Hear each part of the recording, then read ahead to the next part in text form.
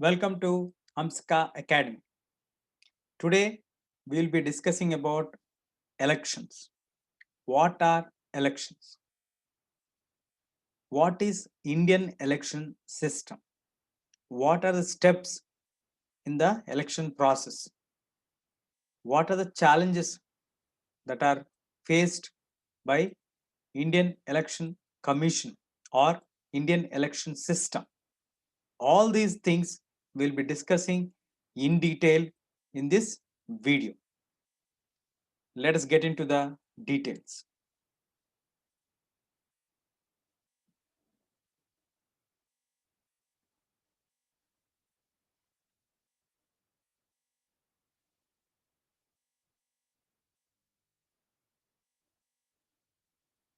So, all of you, once again, welcome to the chapter 4 Electoral Politics. First, let us learn about what is an election. Election is a mechanism through which the people choose their representatives at regular intervals and change them if they wish to do so. This mechanism is called elections. So the process of choosing their representatives at a given regular intervals of time and change them if they wish to do so is called elections. Elections is nothing but the most important process of democratic setup. In democracy, there are two key factors or basic components which play a very important role. That is, one, elections, and two, political parties. Now, elections are conducted to choose the representatives from political parties at regular intervals. So, if you want to change them or if you want to continue the existing leaders, if you are happy with the work, then also we follow the same mechanism, that is elections. In an election, the voter makes many choices. What are the choices that he makes?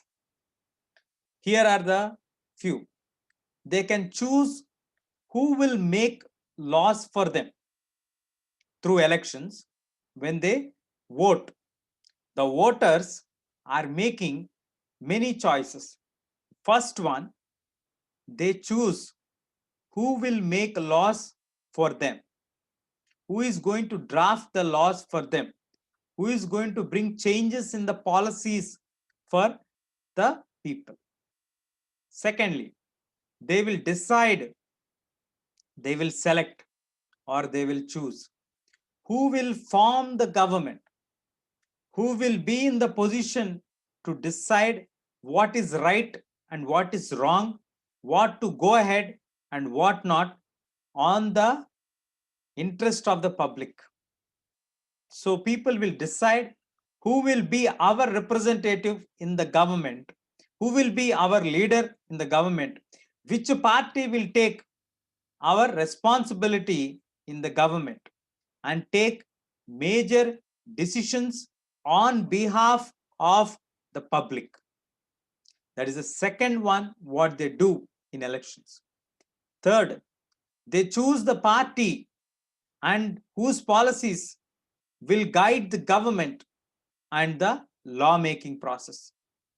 So, the voters, through the process of election, they choose who will make laws for them, they will choose who will form government for them, who will make decisions for them, they will choose the party whose policies will guide the government and the lawmaking body.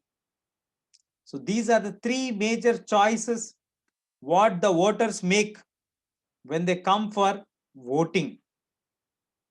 So that is the definition of election and the choices what the voters make when they come for voting. What are the minimum conditions to call an election a democratic election? what are the minimum conditions that need to be fulfilled or to be there to call a particular election a democratic election. First, everyone should be able to choose. What is the meaning of this? This means that everyone, every individual should have one vote, and every vote should have one value or same value, which is nothing but one person, one vote, one value. That is the first basic requirement.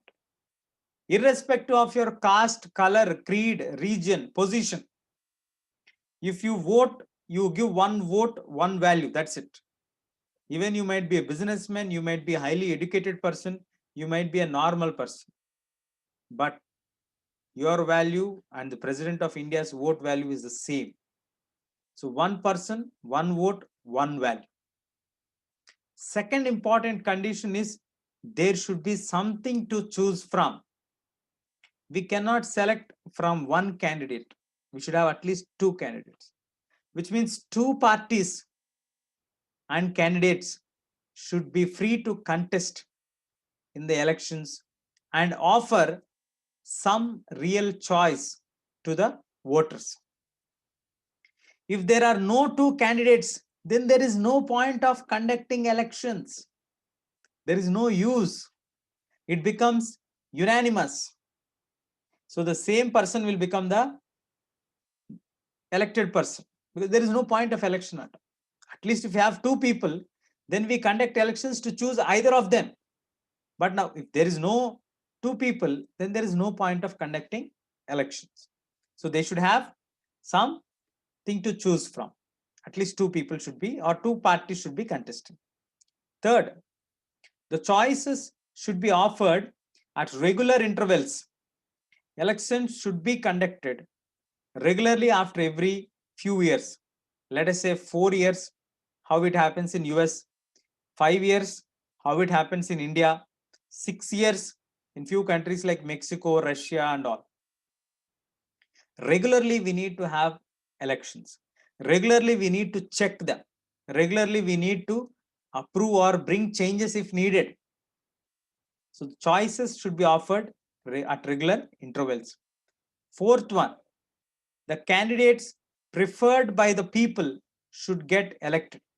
The mechanism of the elections should be in such a way that the candidates preferred by the people should get elected.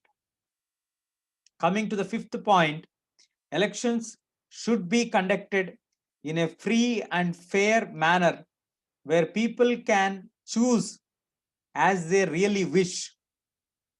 There should not be any kind of pressure. There should not be any kind of fear on the public that they have to choose a particular candidate only. So these are the minimum conditions which are required to have a democratic election. First one, we need to have one person, one vote, one value. Second one, there should be something to choose from. So parties should offer real choice. Third one, they should have elections at regular intervals, periodically. Fourth one, the candidates should prefer to get elected who are accepted by public. And fifth one, people should have that freedom to choose whom they really wish to choose from. So free and fair manner of elections should happen. Is it good to have political competition? Is it good to have political competition? Let us see what are the demerits that we have when we have political competition. The demerits of having political competition are it creates a sense of disunity and factionalism in every locality. Every group gets divided into one or two or three groups, the supporters of a particular X, particular Y, particular Z, particular Z, because they choose that their leader is the best. So in making this decision, the groups are getting divided. They are getting factionalism. They're getting into fractions. The different political parties and leaders often level allegations against one another. So when we are divided and we allege against each other, sometimes parties and candidates often use dirty tricks to win the elections. So the demerits are like you are divided, you are factionalized, you are being often alleged, and sometimes political parties use certain dirty tricks like money, muscle power to win the elections or made appeals on different basis. These are the demerits of having political competition. What are the merits? The political competition may cause divisions. Yes, it will cause divisions. It will create some ugliness, some dirty politics, dirty tricks. But it finally helps you to force political parties and leaders to serve the people. It is the ultimate purpose for which the political parties and the political leaders are there, to serve people. Now, if there is no political competition, let us say, if there is no political competition, why will people work? If there is political competition only, even though it takes some ugly form, even though they play dirty tricks, but they will work and they serve the people. This is what the reply we got in the Constituent Assembly when this issue has been raised. The makers of the Indian Constitution are aware of this dirty tricks, this disunity, this ugliness, this divisive nature due to political competition. But it is this competition only makes the political parties and leaders to serve in order to be in power, in order to come to power, in order to win the elections. So the constitution makers have an idea about all the demerits of political competition. But there is one good merit which waves off all the demerits. So it is good to have political competition. What is our system of elections? Indian system of elections. There are two elections which are conducted. One is general elections, one is by-elections. But before we get into the details, elections are held in all the constituencies. If they are conducted at the same time or same day, within few days, same slot, then we call that elections as general elections. In India, elections happen for every 5 years. So for every 5 years, when the elections are conducted within the span of 15 days across the country, that particular elections are called general elections. But if one constituency, few constituencies, the elections are happening due to the death of somebody, resignation of somebody, or some people leaving the party and joining another party, so they need to be contested. So that kind of elections which happen in the middle of the general elections, between general election and the other general election, in the middle, if they have the elections for few constituencies, for one constituency, that particular elections are called by elections. That particular elections are called by elections. Now, electoral constituencies. What are electoral constituencies? The country is divided into small segments, small areas for the purpose of conducting elections. In order to conduct elections, we divide the entire country into small parts or small areas or segments which are known as electoral constituencies. They are called as electoral constituencies. The voters who live in an area elect one representative. The voters who are living in the entire area elect one representative for Lok Sabha, and our country is divided into 543 MP constituencies, Lok Sabha constituencies. So they elect 543 members of parliament. So each MP or each constituency will have one member of parliament. And each state, similarly, each state is divided into specific number of assembly constituencies.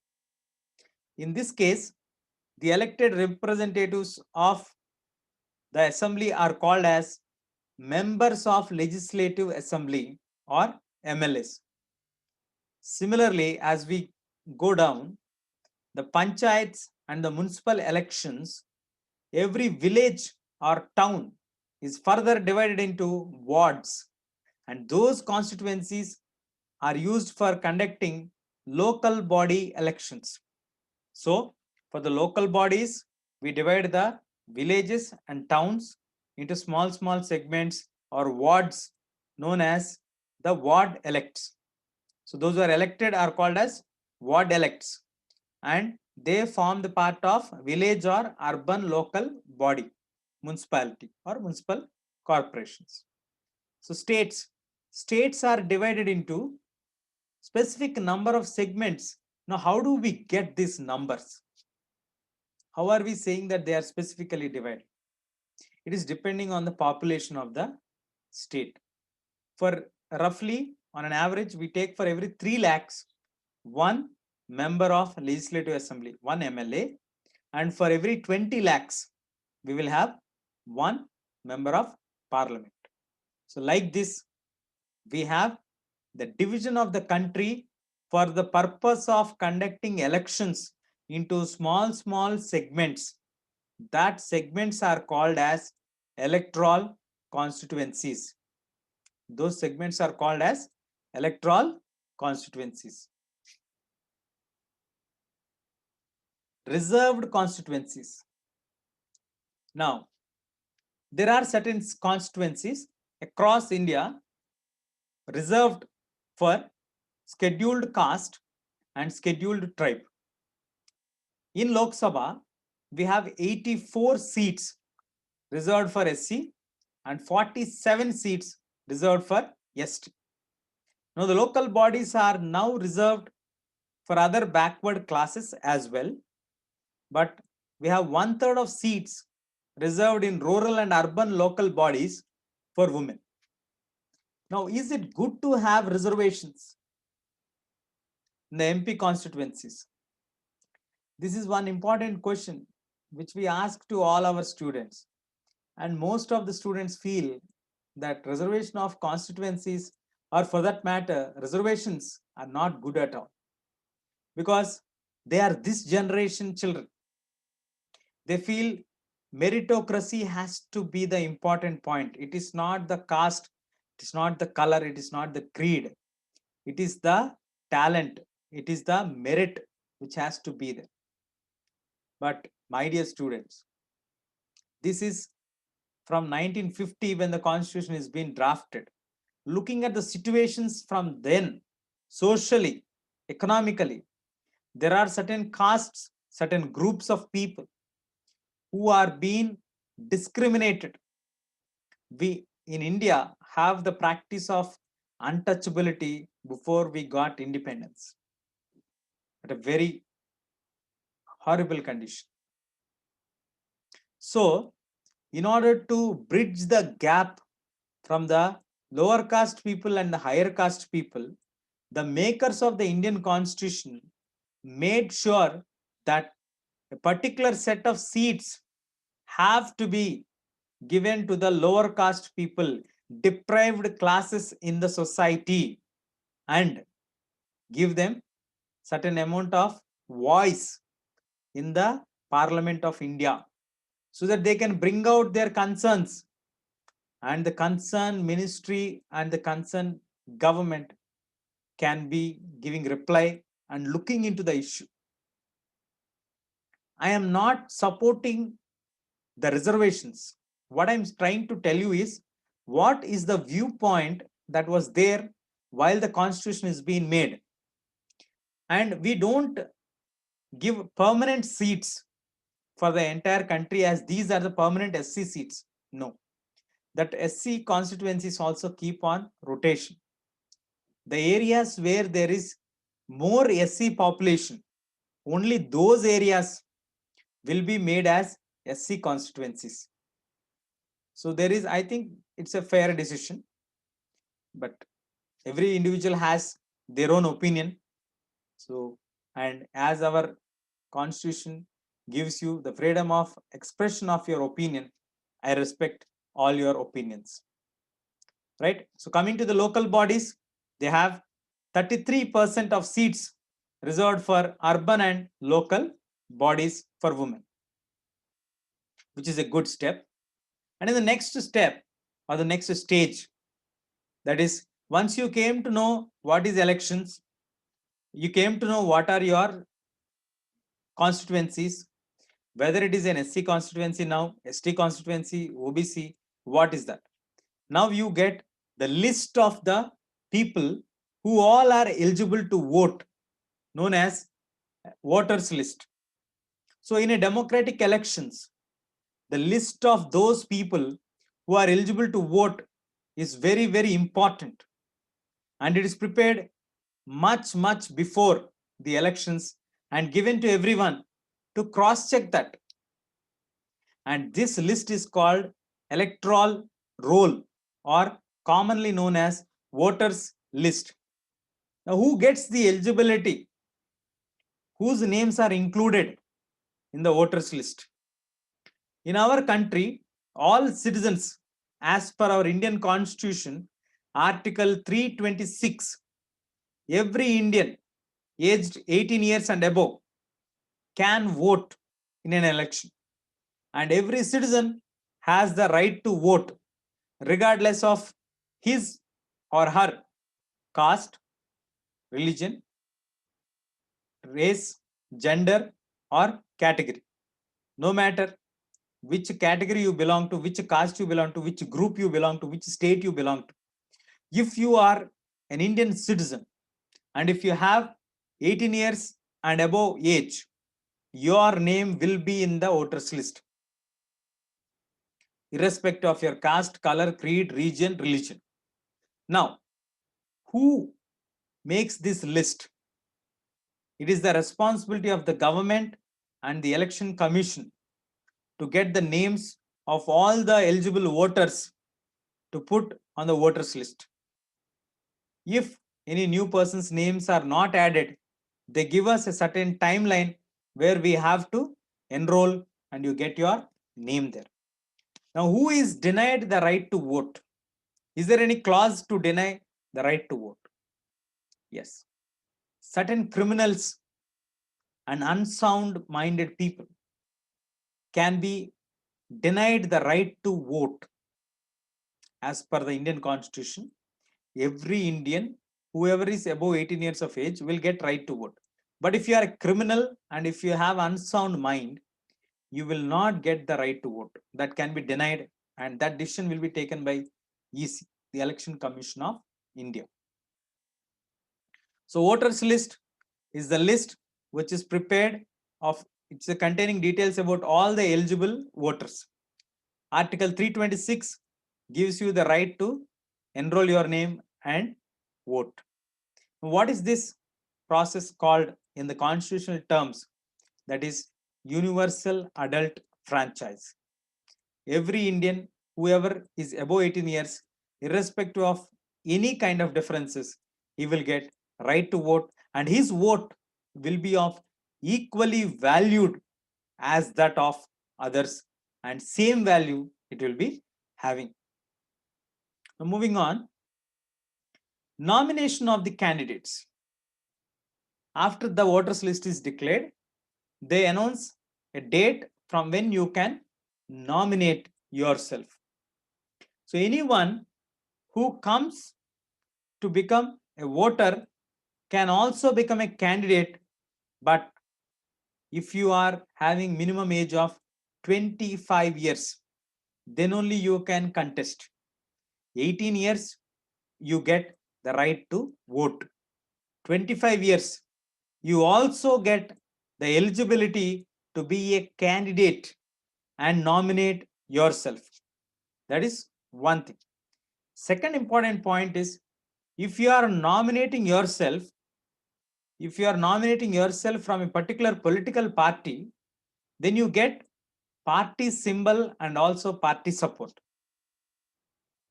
I think most of you know, now the Bihar elections are done. Nitish Kumar is a CM candidate, but he has his own party.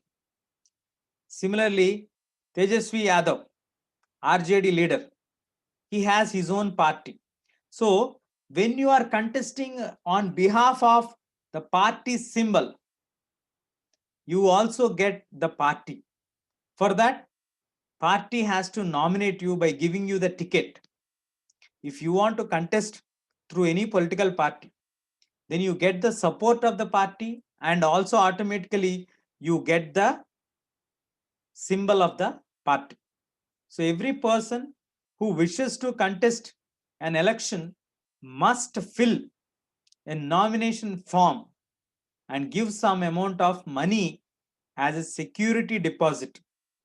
If you are contesting from a political party, you should also attach the party ticket or B form declaration of the political party that he is our candidate. Such details are required when you are nominating yourself to elections. So what all they give as details in the nominations? When you are submitting your nomination paper, apart from your age criteria, your party ticket, you should also give the details as per the latest Supreme Court judgment direction. What are the cases that are pending against the candidate? Serious criminal cases that are pending against the candidate, details of the assets and liabilities of the candidate, and his and her family details. What is your educational qualification? This information has to be made public. This provides an opportunity for the voters to make their decisions based on the information provided by the candidates. So apart from your age proof, apart from your party details, party support or a document stating your candidature, you should also give the entire details of any minor cases to serious criminal cases which are registered against you and any pending cases in any level, local level or at the state level or the central level, any cases which are pending against you has to be given all the details. What are the assets, properties? What are the liabilities?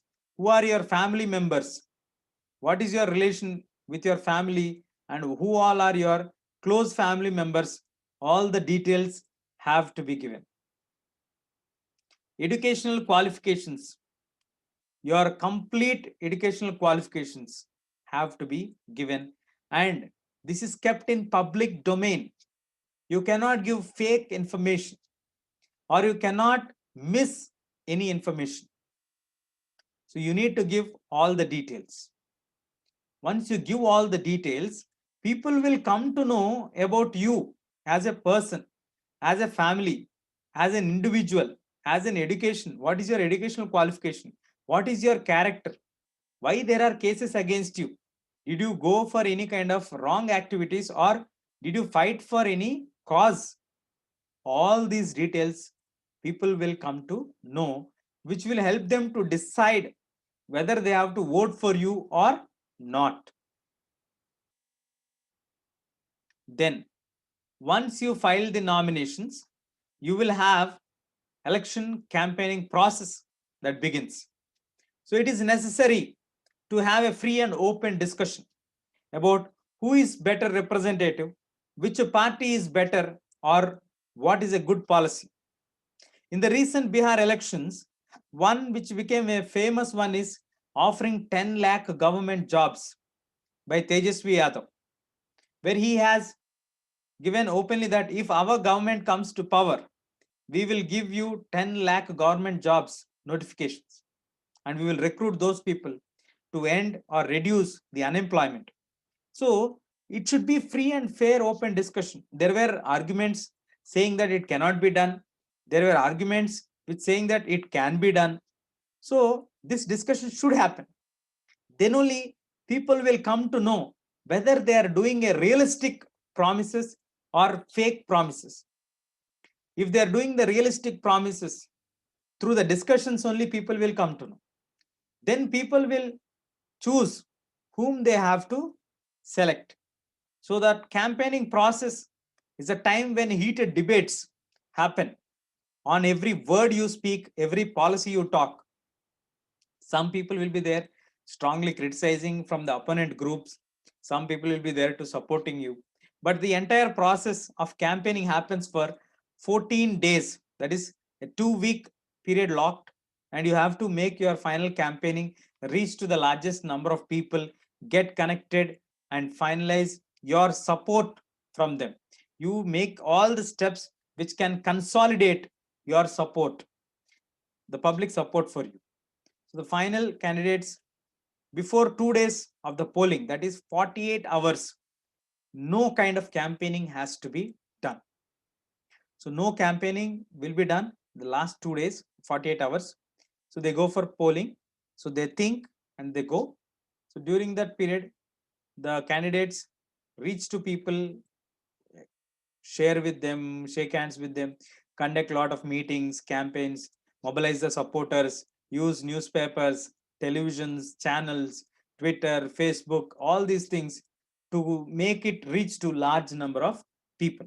So campaigning plays an important role in any party or any candidate's winning nature.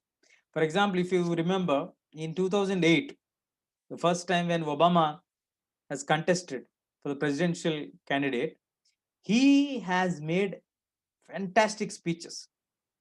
He has made an amazing speeches, and which attracted crores and crores of people and millions of people, not only in USA but across the globe, expecting Obama to win. The way he delivers the speeches, the way he gets connected to people is really amazing. Same thing we saw in 2016 Trump's. Now the Trump speeches, I am not saying they're good, but he used to have a technique of grabbing the nature and giving some kind of thunderbolt speeches where he starts with some controversial statement and he grasps them and then he analyzes and he gives his speeches.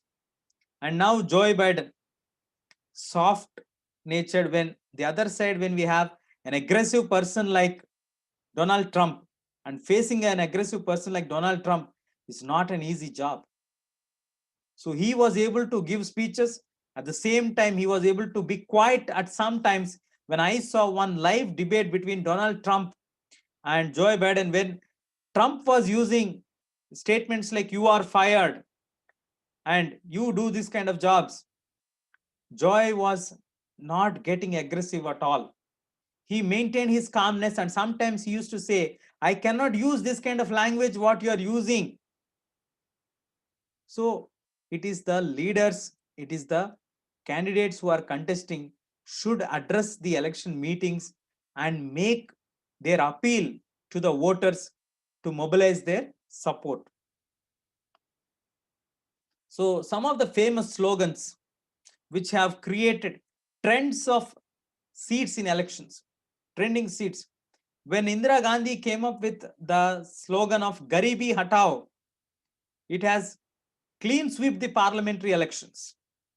She became unanimous, the single largest party. Similarly, after emergency, when Janata Party came with the slogan of Save Democracy, Indira Gandhi lost and all the Janata Party people came to power. Similarly, in West Bengal, for almost 6 terms, 6 terms, 6 into 5 years, 30 years, there was only one party in power, that is CPI party, Communist Party. Land to the tiller is the slogan which made them to be in power for almost 6 terms, 30 years. Then a film star who came to power in less than 9 months of time with his campaigning slogan, protecting the self-respect of Telugu people. None other than late N.T. Ramarao garu. So all these things are the famous slogans which attracted the wide attention of the public and made them as massive leaders in that respective elections. Now coming to our election, no party or candidate, there are certain rules which everybody has to follow. That is called code of conduct, where you cannot bribe or threaten the voters. You cannot give any kind of money, or you cannot make people threaten that they cannot vote other than you. You cannot appeal to public on the name of your caste, because your caste people are more in the region. You go and say this is our caste, so we have to win, or our religious people have to win. No, any kind of appeals made on the name of religion and caste are not accepted. You cannot use any government resources for election campaigning. If you are contesting, you give off all the government resources. Similarly, there is also a cap on the amount of money you spend for the elections. It is rupees 25 lakhs in a constituency for Lok Sabha elections, and it is rupees 10 lakhs in a constituency in an assembly elections. So if you spend more money than this, and if it is proven, then your election can be rejected, and the court, even after they have been declared elected, can also cancel your election and declare it as null and void. So the re-election can be conducted. So we should not make any appeals on the name of caste. We should not use any government resources. We should not spend more than this amount which is specified for Lok Sabha and MLA constituencies. So all the political parties in our country have agreed to the model code of conduct for election campaigns. So all the political parties in India are aligned and they agreed that they will follow all these steps and they will not deviate from these basic rules. So according to this, no party or candidate can use any place of worship for election propaganda. You cannot go to a church, you cannot go to a temple, you cannot go to a mosque and give a political speech there. That's the first thing. Second thing, you cannot use any kind of government vehicles, aircrafts, and officials for your election campaigning.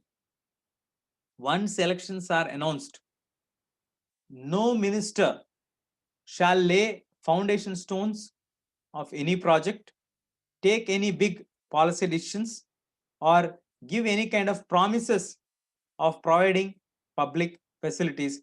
It is nothing but trying to fool the public or trying to make public to get on your side. So which is not accepted. As per the model code of conduct, you cannot do election campaigning in the holy places. You cannot use government vehicles. At the same time, you should not lay any foundation stones after the election date is declared. Before that, you can do all these things. Then, polling and counting of votes. Today, when I am making this video, the results of Bihar elections are declared, where Nitish Kumar's alliance with BJP has got nearly 125 plus seats. The required mark of seats is 122, the magical number, to form government in Bihar, because they have 243 seats, 43 MLA seats. So out of that, half is 121.5 plus 1. So it is 122 is the required number of seats. So I think Nitish Kumar has quite convincing win. So while I'm making this one, and today is the day when the polling counting of votes is being done. So how is the polling and counting of votes will be done in India? On election day, every person whose name is in the voters list can go to the nearby polling booth. They arrange the polling booths in the nearby schools mostly, or any playground areas are there, or any important government offices are there. There they arrange the polling booths. Mostly local government schools, government offices, where they go there and put their votes, cast their votes. So nowadays we are using EVMs. So the EVMs are used to record the votes. You don't get that slips. You have to go there and press the recording machine record button. So once the machine shows the names of different candidates and their symbols, along with party symbols, independent candidates, and also the symbols which are allotted by the officials. So you have to go through all the symbols and you have to press the button which is exactly opposite to the candidate whom you want to give your vote. Once the polling is over, the EVMs are sealed. They're kept in a strong room. So the elections happened in the last week. So the date is fixed. So the date was today to count the Bihar elections. So on that day, all the EVMs are opened securely. Before they open, they call the agents or the candidates of both the parties or the opponent major groups to be there, and in front of them only they open and they count them. The one who gets the highest number of votes from the constituency is declared as elected. The one who gets the major share, who gets the even one vote, if you get extra than your opponent, you will be declared as the winner or the constituency MLA.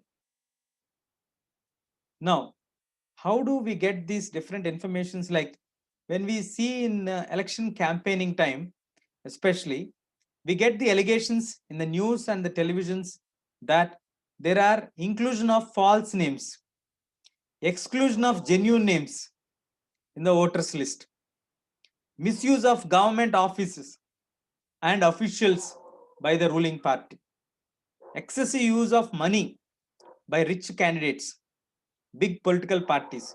They are intimidation of the voters and rigging on the polling days. These all are the allegations which we get in newspapers and televisions during the time of elections. When the election process, especially the campaigning is happening, once the government declares the voters list, immediately we get certain names are missing, certain names are not there. He might be moving from one place to another place, or certain people have moved from that area to another place, because 60 to 70% of Indians live in rented houses. They keep on changing their houses. Maybe once they change, they may not be falling into this particular segment. So those all things have to be checked. There are some cases where misgovernance of the government facilities, officials, excessive money, especially when popular candidates are there, rich candidates are there, big parties are contesting. All these things are the news which we get often as allegations. Independent Election Commission. India is having Independent Election Commission, which becomes very powerful when the elections are happening. So CEC, they appoint a Chief Election Commissioner and he is assisted by two advisors. Both are called Deputy Election Commissioners. So they will be appointed by the President of India. And once he is appointed, he is not answerable even to the President or to the government, which means we are giving him the independent authority to conduct the elections in the entire country. So he takes the decisions basing on the code of conduct and he controls the elections. He declares the dates when the elections have to be conducted, when the result will be declared, when is the counting that is going to happen, how many days you can do campaigning. All the details are decided by the Election Commissioner of India, that is Chief Election Commissioner. So we give him a lot of powers. What all he looks into? He checks the code of conduct. If any candidate, if they feel that he is violating the code of conduct, his election can be cancelled. His candidature can be cancelled by the EC. Especially during the election period, the EC can even order the government to follow certain guidelines. He can prevent the use of governmental power to enhance its chances to win elections for the party which is in power. He can transfer the favorable government officials to some other place. When on election duty, the government officers work under the control of election commissioner, not under the government. So election commissioner is the boss of the entire country. If the elections are happening, all the IAS officers will be reporting to him, and he is the constitutional head at that particular point of time. So he will be working in alliance with the governors, the constitutional heads. He will not be working with the political heads. So when the election officials come to the opinion that polling was not fair in a particular booth, he can cancel the entire elections and order for repolling after a certain time. If there are any incidents that have happened, they identify that areas, any bomb blasts are happening, any areas where there is a threat, that areas will be identified as sensitive areas. So those areas he can use and he can order for repolling, or he can get the military support if needed and place military and conduct free and fair elections. That's the power of the independent election commissioner in India, the chief election commissioner. I remember people quoting T.N. Seshan for his firm nature while implementing the code of conduct. During his tenure, no political party even dared to touch the electric pillar, electric poles to tie their banners.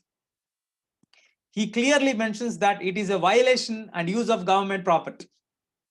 People literally used to get scared. So he made that elections happen like that. So there are people who have made elections firm and clear, free and fair manner, and made the system very clearly followed by everybody. That is the duty of the chief election commissioner. Now, popular participation. People's participation in election is very, very important. If people don't come out and vote, then what is the point of conducting elections? But this is the problem not only in India, in many developed countries. The maximum voting percentage is 50%, 60%. Well-developed nations, it is 70%. Means nearly 30% people don't vote. The turnout figures indicate the people, how much they have come on and voted. In India, because of poor, illiterate, underprivileged people, larger proportion are compared to the rich or privileged sections in the Western countries. So this is a contrast between the Western democracies and the Indian democracies. The common people in India attach a lot of importance to elections. They feel that through elections, they can bring pressure on the political parties to adopt certain policies, certain programs in favor to them. The interests of the voters in elections is related to activities that has been increasing over the years. 1 out of every 7 voters is a member of political party in our country. So basically, common people or middle class people look elections as a message from their end to the political parties that if they are convinced, let us take Bihar case today. Nitish Kumar's administration, Nitish Kumar's policies are well aware and well known to many people. Similarly, people have voted in favor to him means it's a clear message that they liked his administration. This is not the first time he's getting re-elected. If I'm not wrong, this is the fourth time he's getting re-elected and going to be working as a chief minister. So people give a clear message through their voting process. They love the programs which the government is doing, definitely they will elect the same party. If they don't like the policies what the government is doing, they will not elect that party again. That is how common people in India clearly give their message. Now the outcomes of Indian elections speaks for itself that the ruling parties routinely lose elections in India, both at the national level, the state level. In fact, 2 out of 3 elections which have been held in the last 15 years, the ruling parties lost. But in US, the sitting elected representatives rarely lose an election. In India, about half of the MPs and MLAs will lose. This was the scenario in the past 20 years. But now, after Modi ji got elected, the situation started to get changed. I think he got elected 2 times, and most of the BJP governments are getting elected. Here and there, they are also losing. Even Kejriwal got elected second time. So there are cases which are changing. The trends are also changing in India. Candidates who are known to have spent a lot of money, means buying votes, or known for criminal connections, most often lose the elections. So people also give them a chance, and if they file that there is no change in this person, maybe they don't choose that person for the next time. And barring few disputed elections, the electoral outcomes are usually accepted as people's verdict by the defeated parties. Now here, I would like to tell you one example, which is right now happening, known as White House crisis. Now the US elections have happened. Joe Biden has got a clear votes and clear victory, the mark which is required. Now Donald Trump says that he don't want to vacate White House. But in India, that was never a condition.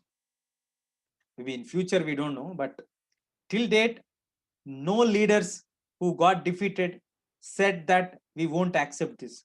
They humbly accepted as its people's verdict, and they agreed to this. I think that's the beauty of Indian democracy.